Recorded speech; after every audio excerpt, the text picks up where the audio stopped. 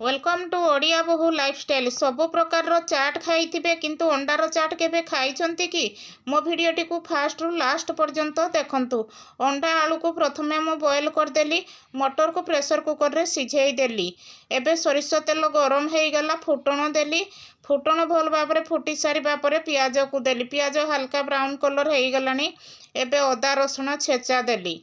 दे सारिबा परे टमाटो कटा को ऐड करदेली। टमाटो एपट सेपट चलई देली। एबे कलर आसीबा पई हळदी, जीरा हाफ चामच, धनिया हाफ चामच, स्वाद अनुसार लूण देली। मसला को भल भाव में मसलारू तेल छाड़िबा पर्यंत 2-3 मिनिट एमती चलई देली। मसला को कषी देली। एबे आलू दीटा को हाथ रे क्रश करिकरी देली।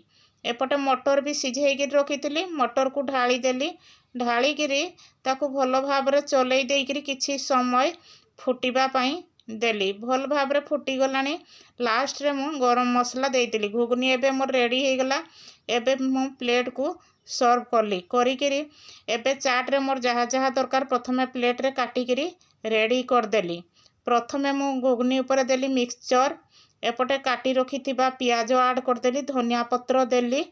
एपटे अंडा को छोट छोट पीस काटी रखी ताकू ही ऐड करदेली। एबे देखंतु मार्केट स्टाइल रो पूरा चटपटा चाटे घरे रेडी हो गला। बिलीव करंतु एई चटपटा चाट बहुत टेस्ट लगे। इवनिंग रे पिला मानकू एवं फैमिली की खुआंतु एवं प्रशंसा पांतु। एई छोट रेसिपीटी आपण मानक मन को छुईची हेले लाइक टे सब्सक्राइब टे करि दियंतु। रहिली। जय जगन्नाथ।